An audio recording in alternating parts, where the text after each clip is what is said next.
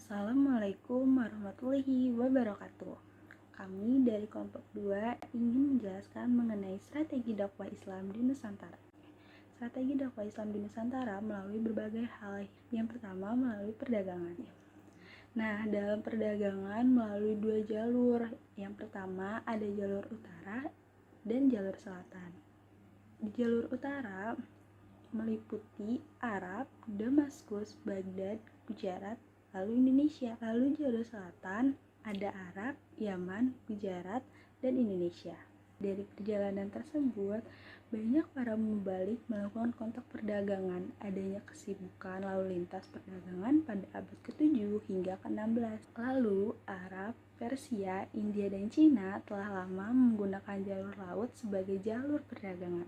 Nah, menurut Tom Pires, perdagangan muslim banyak yang bermukim di pesisir Pulau Jawa yang saat itu belum memeluk agama Islam. Tapi mereka mendirikan masjid-masjid dan mendatangkan mulah-mulah di luar sehingga jumlah mereka semakin banyak. Dan yang terakhir, mereka menjadi komunitas muslim di lingkungannya sendiri. Setelah memiliki keturunan, lingkungan Islam semakin luas sehingga timbul kampung-kampung dan pusat-pusat kekuasaan Islam. Lalu yang kedua ada perkawinan. Dalam perkawinan mereka harus diislamkan terlebih dahulu. Contohnya perkawinan antara wanita muslim dan keturunan raja atau bangsawan lokal. Putra bangsawan harus diislamkan terlebih dahulu. Lalu ada Brawijaya dengan Putri Campak melahirkan Raden Patah. Dan yang ketiga ada perkawinan antara seorang mubalik dan putri raja atau bangsawan. Para putri raja atau bangsawan harus diislamkan terlebih dahulu. Lalu ada Raden Rahmat atau Sunan Ampel dengan Nyai Manila, Sunan Gunung Jati dengan Putri Kawungatan. Dengan status sosial dan ekonomi mereka yang kuat memberikan pengaruh besar dalam lingkungan. Ketiga, tasawuf. Pengajar tasawuf atau para sufi. Yang pertama, mengajarkan tausufi yang bercampur dengan ajaran yang sudah dikenal luas masyarakat. Kedua, ada yang mengawini putri-putri bangsawan setempat. Ketiga, mahir dalam hal-hal magis dan kekuatan menyembuhkan.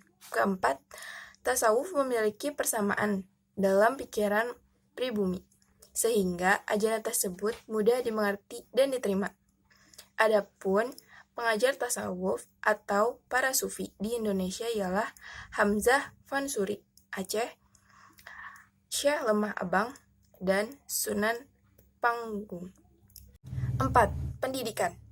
Ibnu Battuta atau Al-Muhazzab Rihlah Ibnu Battuta. Ketika beliau berkunjung ke Samudra Pasai pada 1354 Masehi, beliau mengikuti raja melakukan diskusi untuk membentuk halakoh atau membentuk lingkaran di masjid usai sholat Jumat hingga asar, sehingga masjid menjadi tempat pendidikan paling awal. Pada saat itu mubalik dengan ilmu tinggi menjadikan rumah, masjid, dan langgar sebagai pusat pembelajaran Islam.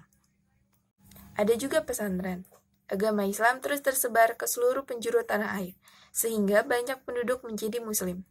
Beberapa faktornya ialah Islam tidak mengenal status sosial dan kasta, dan juga para santri diperintahkan melanjutkan dakwah di lingkungannya setelah dianggap mampu menyerap pengetahuan keagamaan yang baik. Beberapa pesantrennya ialah pesantren Sunan Giri. Beberapa masyarakat Hitu di Maluku banyak berdatangan ke pesantren Giri, dan juga Sunan Giri dan santrinya pernah diundang ke Maluku untuk memberikan pelajaran tentang Islam.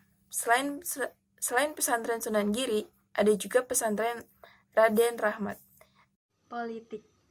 Ulama berhasil mengislamkan raja berdaulat dan membawa pengaruh pada lingkungan kerajaan, yaitu corak kerajaan bergeser dari Hindu, Buddha menjadi Islam.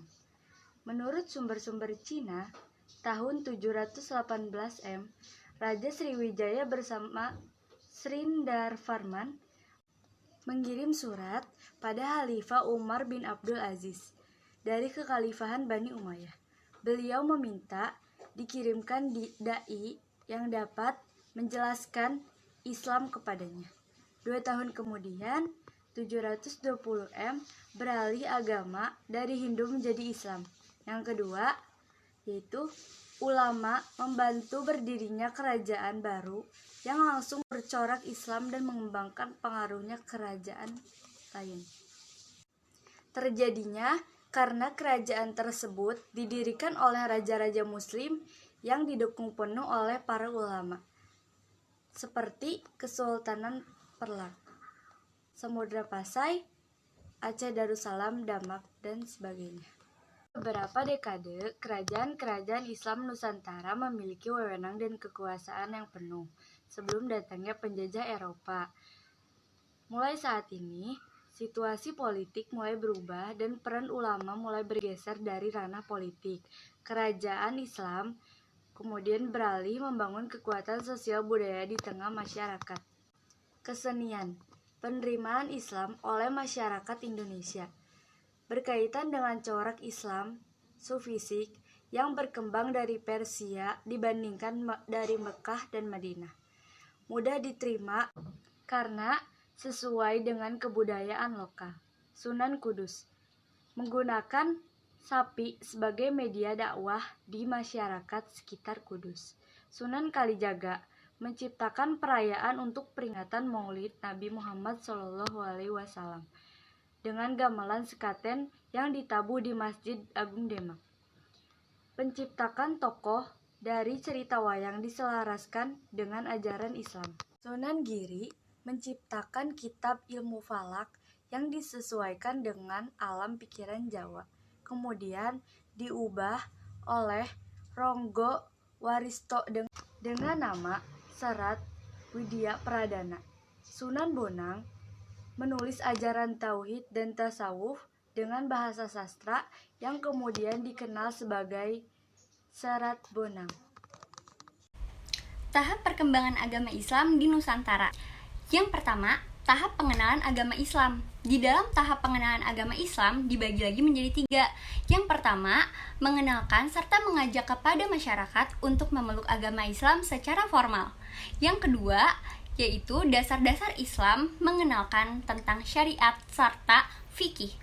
Yang ketiga, mereka mengemukakan bentuk-bentuk ajaran serta ritual yang berbeda dari agama sebelumnya. Selanjutnya, tahap pendalaman agama Islam.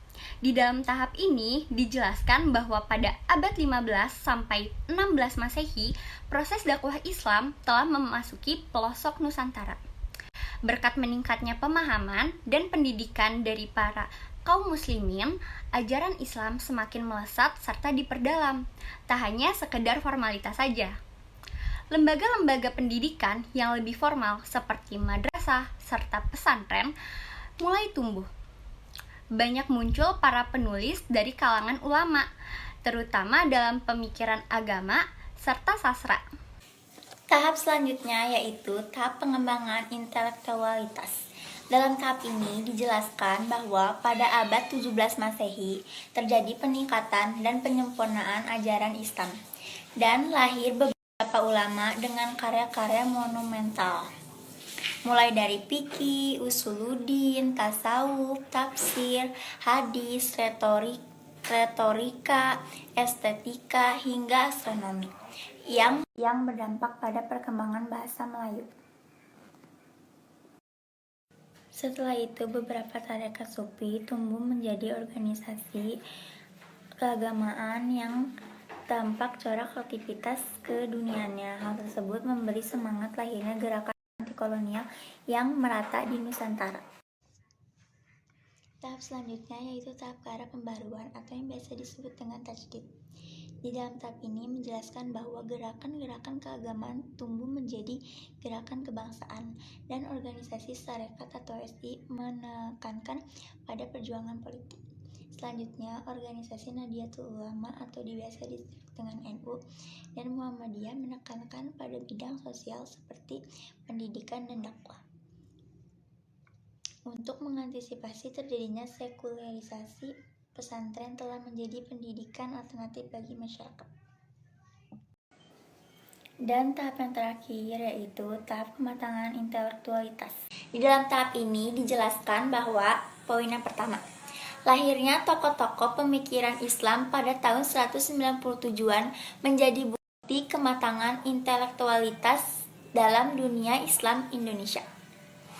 Poin yang kedua, para pemikir umumnya adalah para aktivitas kampus Denga masih tetap memotivasi diri untuk mendalami ajaran agama dan sendi-sendi peradabannya.